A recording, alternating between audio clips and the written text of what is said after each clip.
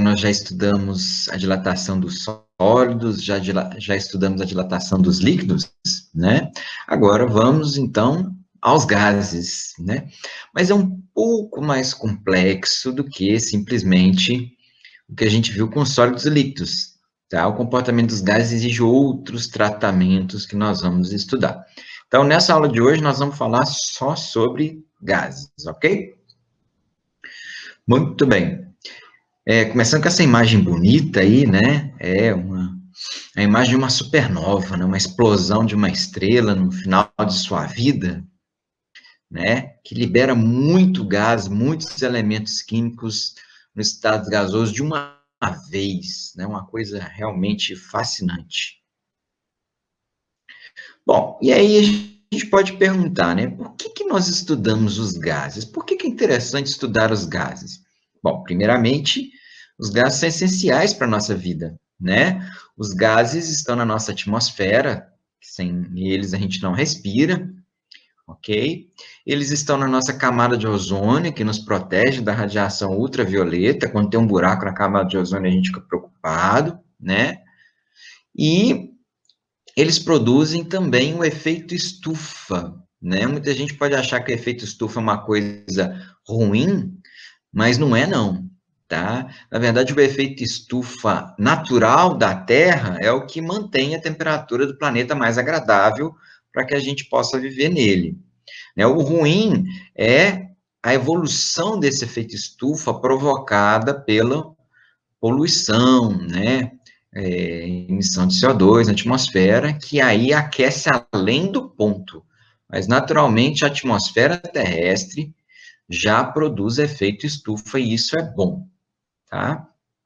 Bom, também é muito utilizado em máquinas os gases, né? A turma da mecânica aí vai ouvir falar muito de pneumática, né? E também todo mundo anda de carro aí, ó, motores a combustão, trabalham também com gases, não só gasolina, né? Mas o ar também é muito importante. Quem entende um pouquinho de motor a combustão já sabe do que eu estou falando. E, finalmente, não menos importante e até mais interessante, né, as estrelas, né, a origem das estrelas, a evolução das estrelas e com elas os planetas, né, essa foto aí tem muitas estrelas, estrelas azuis, estrelas vermelhas, as mais brilhantes são azuis, elas todas só surgem por causa de gás quente, de agregação de gás. E é o comportamento desse gás ao longo da vida da estrela que vai fazer ela brilhar mais ou menos e também fazer ela durar mais tempo ou menos. Então, é muito interessante para a gente estudar os gases. Então, vamos lá? Bom, e o que a gente estuda dos gases, né? Basicamente, a gente tem três variáveis de estado que definem um gás, ok? Temperatura, tá? O volume, e aí eu vou chamar a atenção de vocês para um detalhe importante: o volume, ele é o volume do recipiente, porque diferente dos sólidos, que tem volume próprio, e dos líquidos que ocupam um determinado volume, os gases ocupam todo o volume disponível. Então, se você colocar um pouquinho de gás num galão de 5 litros, ele vai ocupar os 5 litros. Se você transferir a mesma quantidade de gás para uma bombona de 200 litros, ele vai ocupar os 200 litros. Ok? Então, o volume é o volume do recipiente. E aí vai entrar uma novidade agora, né? Que a gente estava falando muito de temperatura e volume, mas agora o diferencial dos gases é que a gente vai falar de pressão, ok? Então a gente tem que estudar também a pressão e a gente vai ver que essas três variáveis estão muito ligadas: temperatura, volume e pressão. E o estado que a gente chama de certa massa de gás, de uma quantidade de gás, é definido com base nessas três grandezas: temperatura, volume e pressão. Por isso que elas são variáveis de estado, porque a gente define um estado através dessas três variáveis. E a gente vai estudar também, então, as transformações de estado, né? Quando passa de um estado para outro estado. Isso acontece quando a gente muda uma dessas variáveis de estado. Se você aumentar uma delas, uma dessas três, outra com certeza vai mudar, ou até mesmo as outras duas vão mudar.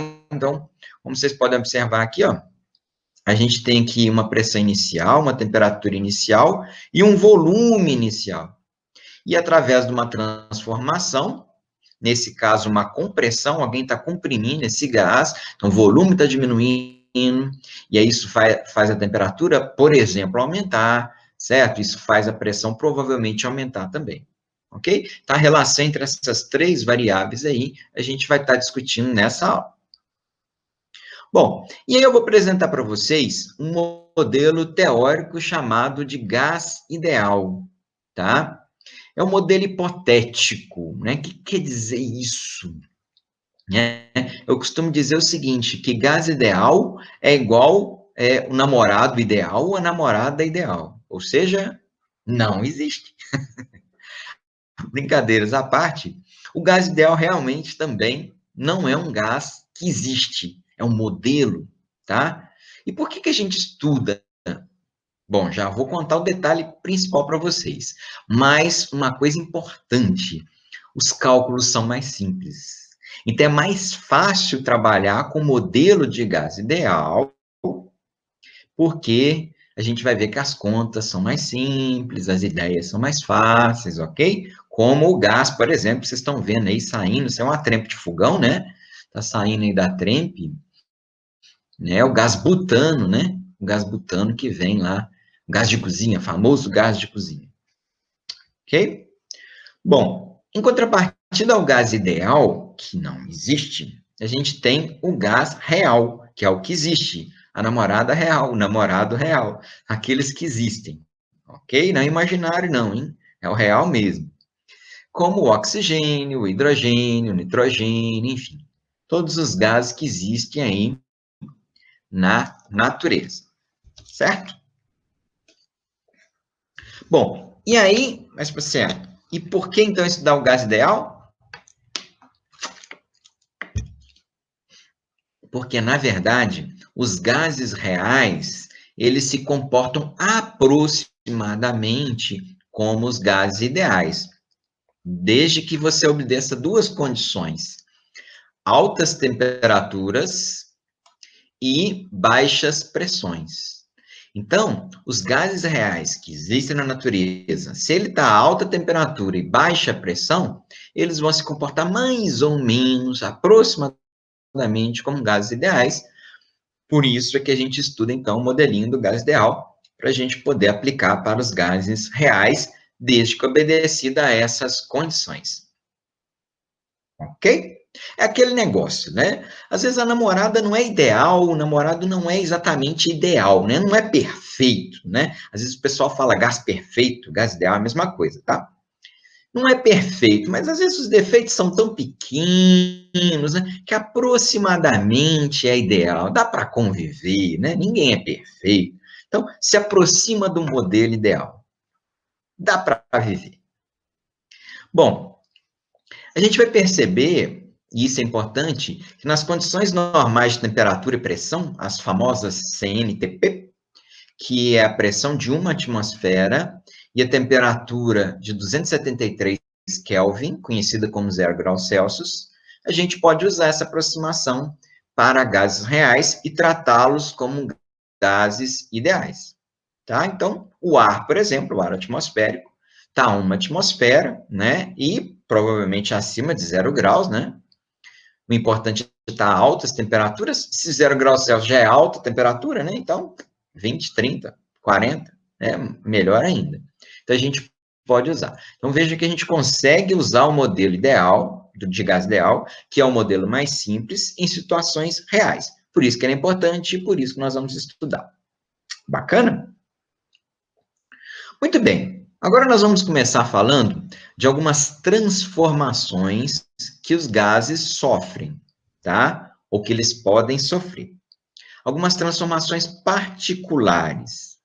Primeira delas, a transformação isotérmica. O Prefixo iso, né? Ele quer dizer igualdade, ok? Isotérmica quer dizer igualdade de temperatura.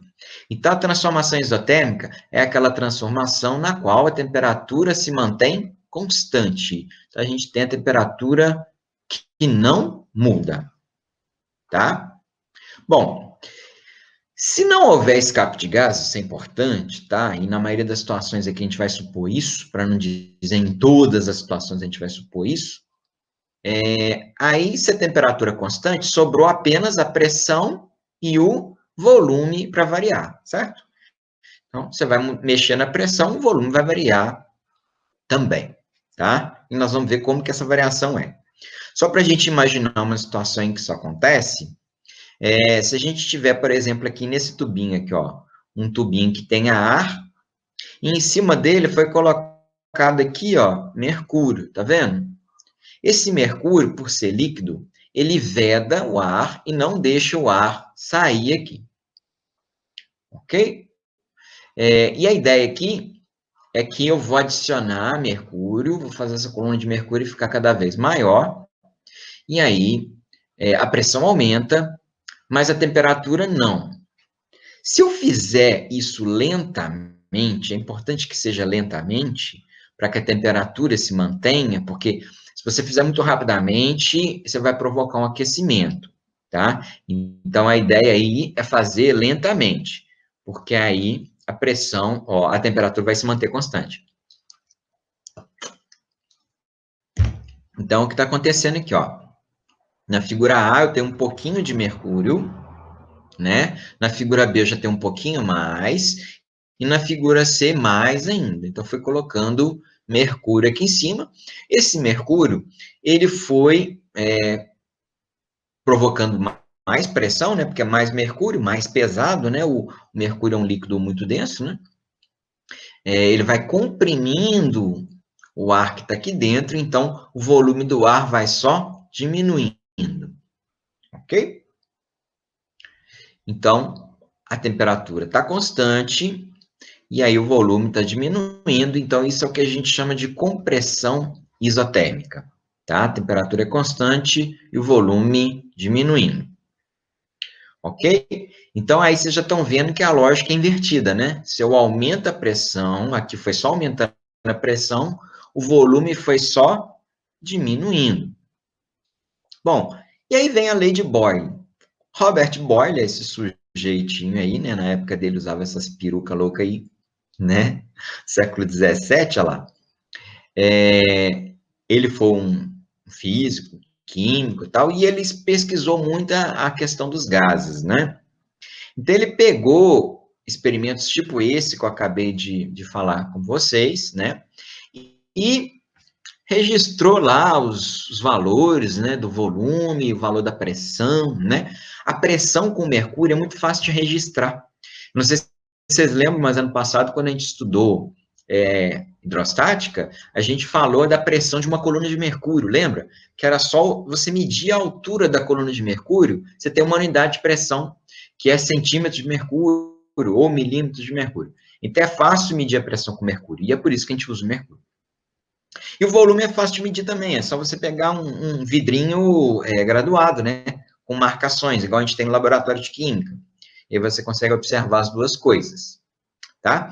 Digamos que uma experiência, ele fez muitas, tá? E uma dessas experiências gerou esses valores que vocês estão vendo aqui, ó. A pressão, que está na coluna aqui vermelha, e o volume, que está aqui nessa coluna cor-de-rosa aqui, né? Linha cor-de-rosa, e a pressão na linha vermelha. Pressão, no caso, aqui está em centímetros de mercúrio, como eu disse, é fácil de medir. Volume aqui está em milímetros cúbicos, mas isso não vai fazer diferença para a gente agora. Bom, inicialmente, suponhamos que você tinha uma pressão de 10 centímetros de mercúrio. Você colocou 10 centímetros de mercúrio lá no tubinho. E aí o volume era 60 centímetros cúbicos. Depois você vem e dobra essa pressão, 20 centímetros de mercúrio. O que você vai observar? O que o Boyle observou? Que o volume caiu pela metade. Olha, quando ele dobra a pressão de 10 para 20, o volume reduz pela metade, de 60 para 30.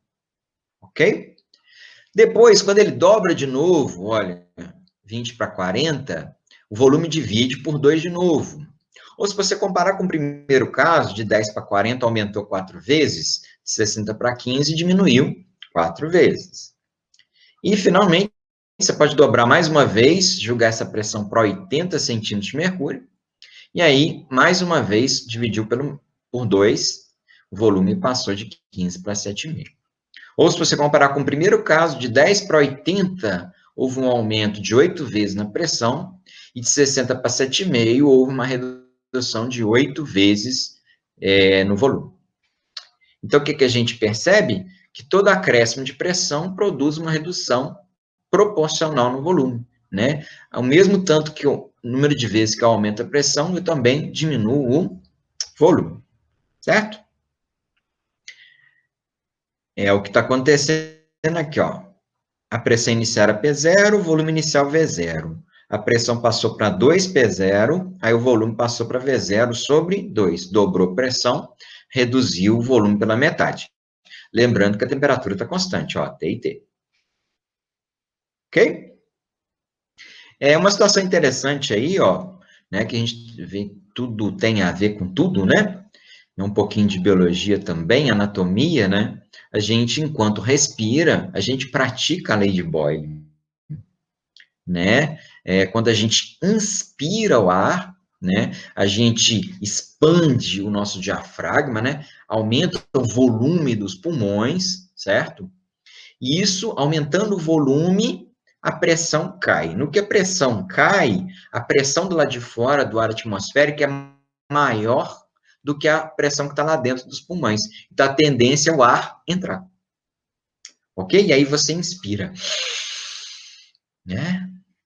Agora, quando você expira, você manda o ar para fora, é justamente o contrário. O volume interno diminui, e aí o volume interno diminuindo, você aumenta a pressão do lado de dentro, a pressão do lado de dentro dos seus pulmões, ela fica maior do que do lado de fora, então a tendência é o ar sair. Ok? Bacana, né?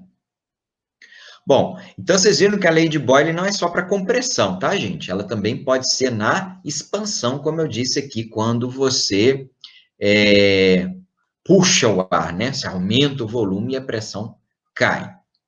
Então, já viram que quando a temperatura é constante, e só quando a temperatura é constante, hein, turma?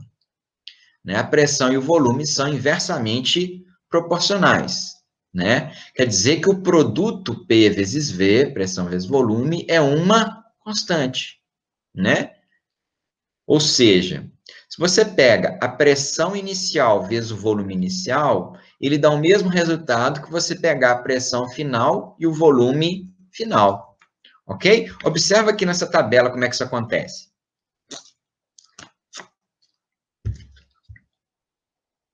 É a mesma tabela de antes. Veja, se a pressão é 10 e o volume é 60, multiplica os dois. 10 vezes 60, 600. A última coluna é o produto, tá? P vezes V. Aí a pressão passa para 20 e o volume passa para 30. 20 vezes 30, 600 também. Ok? 40 vezes 15, 600. 80 vezes 7,5, 600, tá vendo? Então, o produto é constante. Beleza? Então, a primeira equação que a gente pode usar é essa aqui, ó. Mas ela só serve para temperatura constante, hein? Né? P1, V1, P2, V2. Joia? Bom, e aí é interessante quando você jogar esses dados para fazer um gráfico bonitinho, né? Aqui está o gráfico aí, um gráfico típico dessa transformação isotérmica, tá? Da lei de Boyle, né? A gente vai percebendo aqui, ó, quando a pressão é muito grande, o volume é pequeno, tá vendo aqui? À medida que a pressão vai diminuindo, que é o que a gente está observando aqui, o volume vai aumentando, tá? Esse gráfico aqui, o gráfico de duas grandezas inversamente proporcionais, é o que a gente chama de hipérbole. Lembra lá? Y igual a 1 sobre x, né? Dá o gráfico de uma hipérbole, tá? Essa hipérbole, ela ganha esse nome aqui de isoterma, porque é de uma transformação isotérmica, ok? Que é essa que está acontecendo aqui na simulaçãozinha. A gente vai vendo aqui que vai colocando mais pesos em cima, quer dizer que a pressão está aumentando. Aqui a gente vê o gráfico, o reloginho marcando a pressão aumentando, porque a temperatura está constante, ó, 300, ó. A temperatura está constante, a pressão vai aumentando, o volume diminuindo, ou o contrário, né? O volume aumentando e a pressão diminuindo, que dá a nossa isoterma aqui. Joia? Então, sempre vai dar uma hipérbole quando você fizer o gráfico de pressão versus volume numa transformação isotérmica, tá? Muito bem. E a gente consegue estabelecer também uma relação com a densidade. Porque a densidade tem a ver com volume, né, gente? Quando a gente falou lá dos sólidos, dos líquidos, a gente não falou de densidade. Por quê? Porque sólidos e líquidos são praticamente incompressíveis, ou seja, a mudança de pressão não altera o volume deles, tá? Agora, com os gases, a gente viu que é diferente, né? Eles são compressíveis, ou seja, o aumento de pressão produz uma redução de volume, igual vocês observem aqui, né?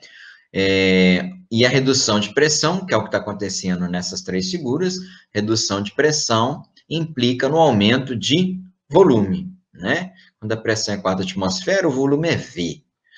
Quando ela cai para 2 atmosferas, o volume passa a 2V. Quando ela cai para 1 atmosfera, o volume é 4V. Ok? Bom, acontece que quando você mexe no volume, você mexe, então, na densidade. Densidade é massa sobre volume, lembra? Então, se você aumentar o volume, essa densidade vai diminuir, não é isso? Então, veja bem, se eu aumentando a pressão, o volume diminui, quando eu diminuo o volume, a densidade aumenta. Então, aumento de pressão quer dizer aumento de densidade. A densidade é proporcional à pressão. Ok? Então, se eu reduzo a pressão à metade, o volume dobra, certo? Por exemplo. Só que se o volume dobra, a densidade divide por 2, porque a densidade é massa ou volume, né? Então, a conclusão é essa, que a pressão e a densidade são diretamente proporcionais. Ok? Por que eu estou falando isso? Aguardem, daqui a pouco eu vou mostrar para vocês como é que isso é importante, né? Mas gravem essa informação aí. A pressão e a densidade são diretamente proporcionais, tá? Depois a gente vai voltar nisso. Bom, segundo tipo de transformação especial, a transformação isobárica. Alguém sabe o que significa? Bom, isso eu já falei que é igual, né? E bárica. Bárica lembra pressão, né? Lembra que o bar é uma unidade de medida de pressão? Né? Bar não é boteco não, tá, gente? Bar é uma unidade de medida de pressão. Bom, então uma transformação isobárica é aquela na qual a pressão se mantém constante, tá? E aí, aqui do lado, está mostrando um exemplo disso. É parecido com aquele que eu mostrei lá no início, só que naquele lá, ó, tinha uma certa quantidade de mercúrio e eu fui aumentando, né, a quantidade de mercúrio, porque aí a pressão ia aumentando também. Aqui não. Aqui a quantidade de mercúrio vai ser a mesma, olha. O mesmo tanto de mercúrio que tinha no início vai ter no final. E como esse tubo está aberto aqui, você tem a pressão atmosférica aqui atuando, então a pressão que atua sobre o gás que está aqui embaixo é a pressão atmosférica mais a pressão dessa coluninha de mercúrio, tá? Como a coluninha de mercúrio é sempre a mesma, a pressão é a mesma, ok? Bom, e o que eu posso fazer? Eu posso aquecer esse tubo. Se eu aqueço o tubo, a temperatura do gás que está lá dentro vai aumentar. E aí, olha o que aconteceu aqui. O que aconteceu com o volume do gás? Olha o volume que o gás ocupava aqui e olha o volume que o gás está ocupando aqui. O volume do gás aumentou, né? Então, aumentando a temperatura, eu também aumento o volume do gás. ok? Uma observação interessante, que já foi feita naquela época, é que se a pressão é constante, todos os gases se dilatam da mesma forma, o mesmo tanto, tá? É interessante perceber isso porque com sólidos e líquidos dependia de qual sólido era, de qual material que era o sólido, se tinha o coeficiente de dilatação para o aço, para o latão, para o ferro, para o alumínio, né? Para gases, não. Se a pressão for constante, todos os gases teriam o mesmo coeficiente de dilatação. A gente nem usa esse termo, tá? Mas poderia usar. Então, eles teriam o mesmo coeficiente de dilatação, eles dilatariam o mesmo tanto. Então, se você pega, por exemplo, oxigênio, hidrogênio, nitrogênio, na mesma temperatura inicial, a pressão constante, né? Se o volume era igual inicialmente, aí na hora que você aumenta a temperatura, ele vai continuar igual, vai ter o mesmo aumento, tá? Vai ter o mesmo volume final, certo? Isso é uma característica dos gases, né? Então, se você aquece o gás, né? Aqui o gás tem um êmbolo, né? Tem uma tampa aqui, uma tampa móvel. Na hora, o fato de ter uma tampa já define a pressão como sendo constante, porque aí a pressão é igual à pressão atmosférica que está atuando aqui, mais a pressão relacionada ao peso desse êmbolo. Então, a pressão é constante, né? Aquecendo, aumentando a temperatura, o volume aumenta também. E isso vai ter o mesmo aumento, então, para qualquer gás. Tá? Bom, e quem descobriu isso foi esse sujeito aí que vocês estão vendo, Louis Joseph Gay-Lussac, né? Físico e químico francês que viveu lá entre os séculos 18 e 19, né? Ele fez vários experimentos também, como um desses que eu comentei, né? E ele percebeu isso, que a gente percebeu, que quando a temperatura aumenta, o volume aumenta também, né? Eles são proporcionais, e ele mostrou isso. E ele fez uma pesquisa e tal, e registrou isso, e deu um gráfico com uma reta bonitinha, igual essa que vocês estão vendo aqui. Como é diretamente proporcional, né, gente? Na hora que você faz um gráfico, vai dar uma reta, né? E uma reta é ótima, né? Dá para fazer muita coisa com uma reta. E uma coisa interessante que foi feita com essa reta é o seguinte: veja que você tem um gráfico de volume por temperatura, ok? Como é uma reta, aqui é o volume inicial do gás, tá? Mas eu posso pegar essa reta e continuá-la, prolongando aqui, ó, até o volume chegar no zero. O volume chegar no zero seria o menor volume possível, né? O menor volume possível, que é zero, não tem como o volume ser negativo, né? Eu teria, então, a menor temperatura possível. E que temperatura foi essa? Menos 273 graus Celsius. Nós já falamos dessa temperatura, né? Essa temperatura é o chamado zero absoluto, que deu origem à escala Kelvin, né? Então, o ponto de partida foi justamente isso aqui, ó, um gráfico como esse, né? Se ele for bem feito, eu prolongo aqui essa reta e descubro que a temperatura, se estiver em graus Celsius, aqui dá menos 273. Ok? Bom, aqui então está mostrando a lei de Gay-Lussac, a transformação isobárica. Vejam que aqui o número de pezinhos aqui em cima do pistão é sempre 2. Isso vai fazer a pressão sempre ficar constante. Ok? Mas aí eu vou aumentando a temperatura. À medida que eu aumento a temperatura, o volume também aumenta. Quando a temperatura diminui, o volume diminui dessa reta aqui, volume em função da temperatura. Bom, então a lei de Gay-Lussac é basicamente isso, né? Que a transformação isobárica, o volume e temperatura absoluta, tá? Ou seja, o que é a temperatura absoluta? Em Kelvin. Pessoal, presta atenção. Temperatura em Kelvin, ok?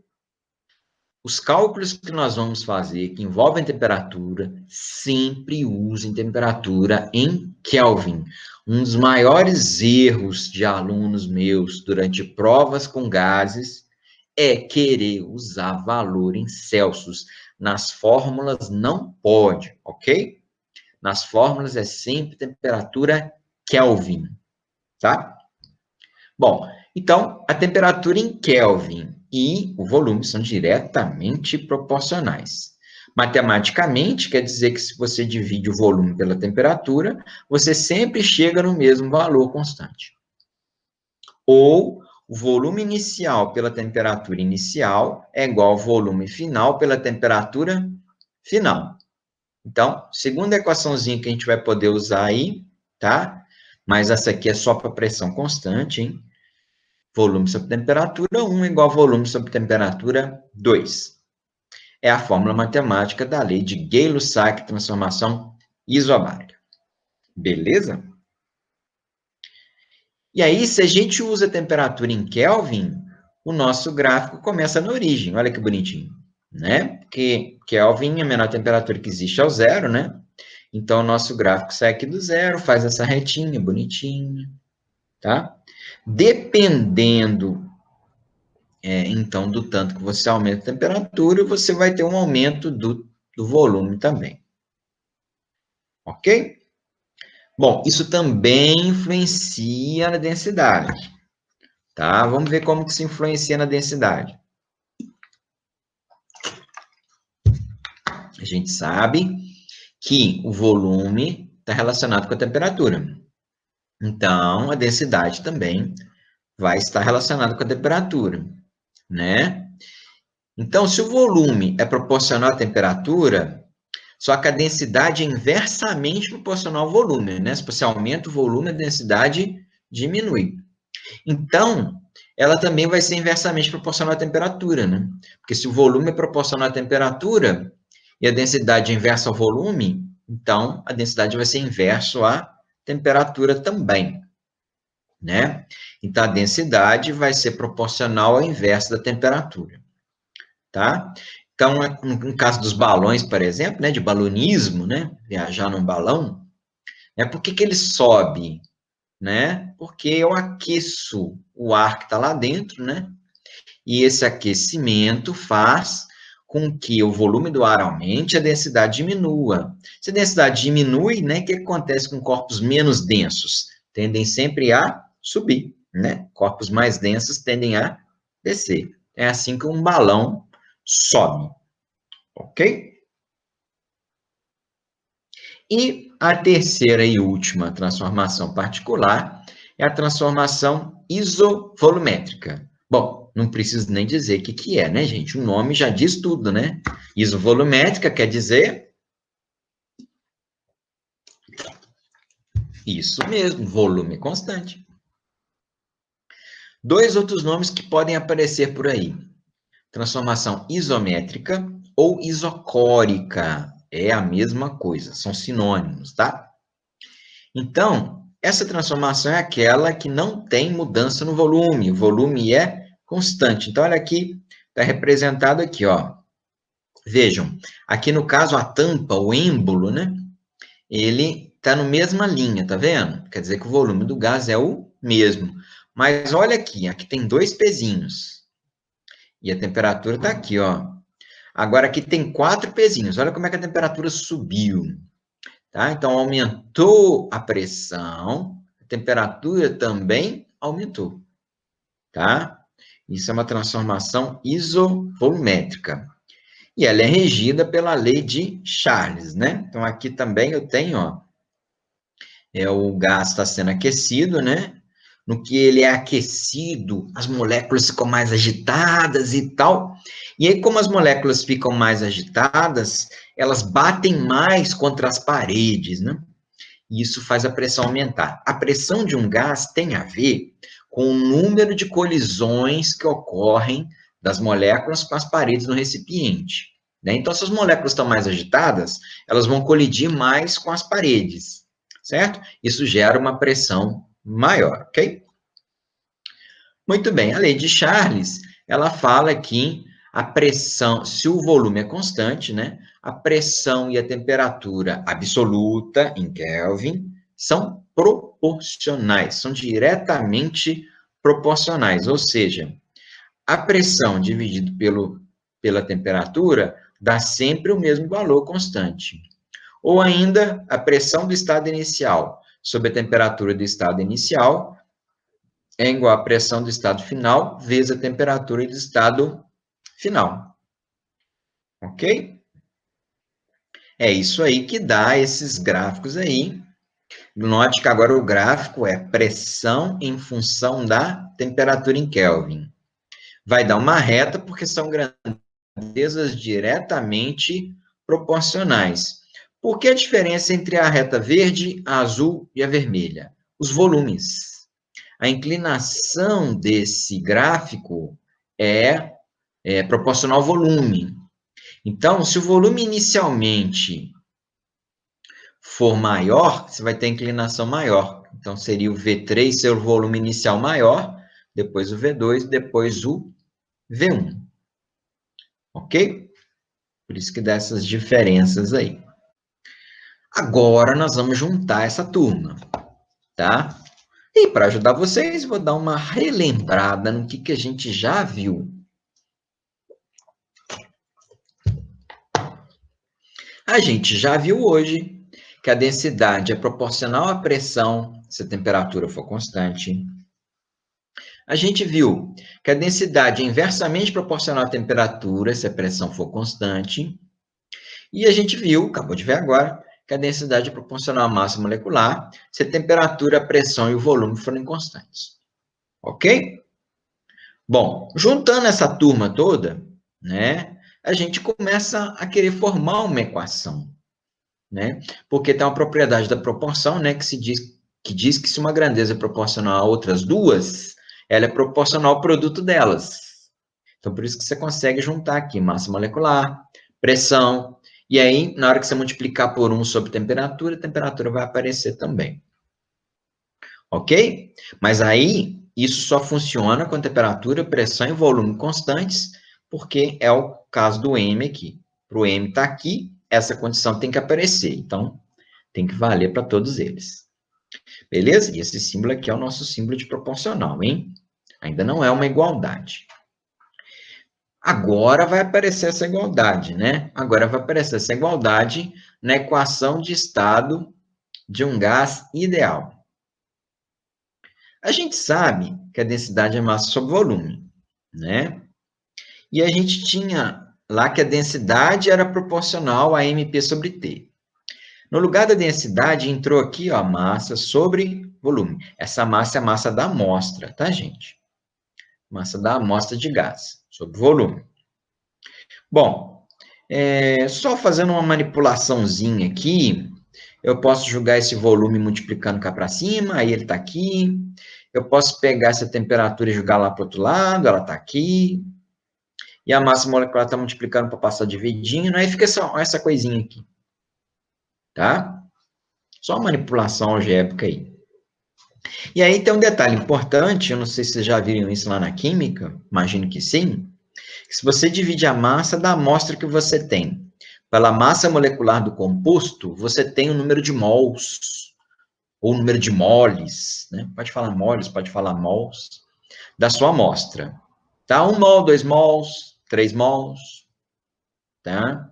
Então, no lugar desse Mzinho sobre Mzão, a gente vai pôr o número de mols. Então, vai ficar NT proporcional a PV, ou só trocando de lado para ficar mais bonitinho e ficar mais agradável e ficar fácil a gente fazer uma frasezinha legal para a gente decorar, tá? A gente só trocou de lado. Ah, antes da gente mudar, bom, a gente não vai poder fazer simulação esse ano, né? É uma pena. Mas eu deixei aqui para vocês, tá? O link, vocês podem clicar aqui em cima, tá? Dessa apresentação, ela vai abrir o link lá da simulação lá do FET, né? Tem uma simulação muito bacana lá, que você consegue controlar o número de moléculas, a pressão, a temperatura, fazer simulação com temperatura constante, pressão constante, volume constante. É muito bacana essa simulação, uma pena que a gente não pode fazê-la, né? Mas vocês podem, né? É só acessar a internet, né? O site é esse aqui, tá? Mas também tem um link diretamente aqui em cima dessa figurinha. Beleza? Bom, como é que você transforma uma proporção em uma igualdade? A gente tinha um símbolo de proporção. Agora a gente quer uma igualdade para virar uma equação. Basta você adicionar uma constante, né? E essa constante é a constante R. Então, vou inserir a constante R e agora a gente vai ter, então, aí sim, né? Essa é a equação final. É isso aqui que vocês têm que decorar, tá, gente? PV igual a nRT, tá? Tem várias frases que você pode usar aqui, tá? Por exemplo, uma clássica aqui, inventada por mim, inclusive. Pirata velho não rouba tesouro, né? Ok, tá velho, coitado, né? Não consegue mais roubar. Em homenagem aos alunos do IF, os alunos da mecânica criaram uma outra, né? Eles criaram assim, professora velha não recusa trabalho, tá?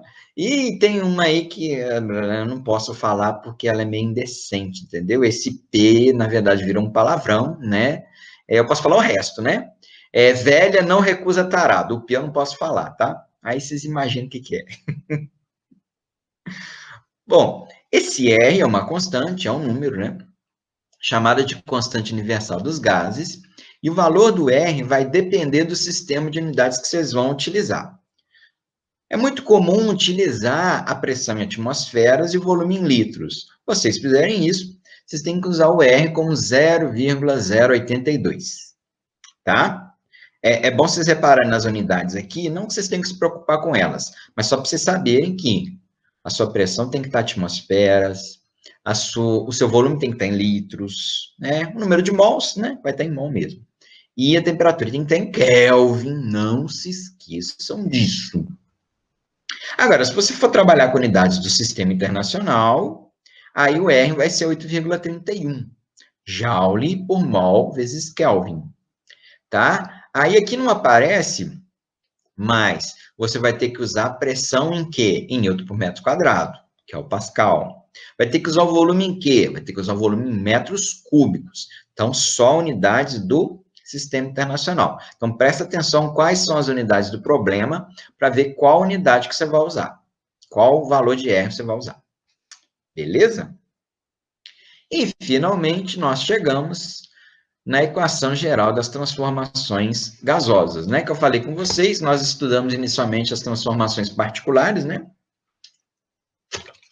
Mas a gente vai ver agora a equação geral, tá? As transformações particulares a isotérmica, a isobárica, a isovolumétrica, mas necessariamente uma transformação gasosa tem que ter alguma coisa constante? Não. Você pode ter uma transformação gasosa em que as três grandezas variam, tá? Bom, vamos supor que a massa de gás seja fixa, né? Quer dizer, não está escapando gás, nem está entrando gás no seu sistema, porque aí o número de mols é constante. E se o número de mols é constante, você pode pegar a equação geral dos gases, passar o T dividindo, e aí você fica com PV sobre T igual a N vezes R. N é o número de mols, que é constante. R é uma constante também, é constante dos gases. Então, produto de duas constantes dá uma constante. Então, PV sobre T é uma constante. Ou seja, se você pega aqui no estado inicial a pressão, o volume e a temperatura inicial, joga aqui, e você faz a mesma coisa com a pressão, o volume e a temperatura final, você vai ter sempre o mesmo valor. Então, a pressão inicial vezes o volume inicial sobre a temperatura inicial é igual a pressão final vezes o volume final sobre a temperatura final. É a equação dos pivetes. Pivete é tudo igual, né? Pivete só quer tirar a sua carteira, o seu celular, o seu tênis, né?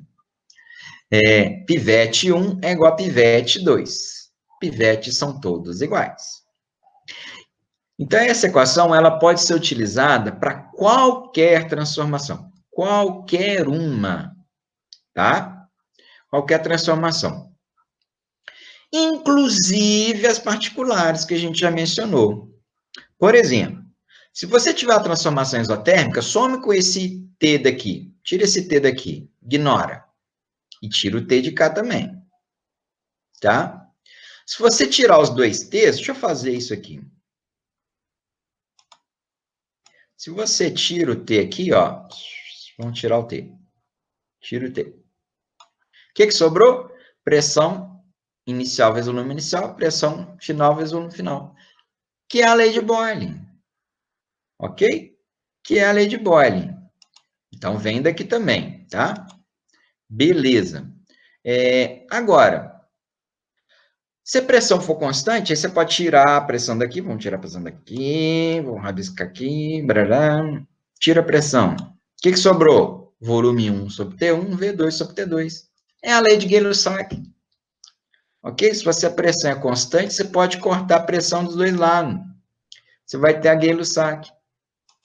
Ok? Ou ainda, se o volume for constante, você pode tirar ele daqui, porque ele é o mesmo dos dois lados, né? Tira o volume, barará, some com o volume. O que sobrou? Lei de Charles, pressão diretamente proporcional à temperatura. P1, T1, P2, T2. Viu?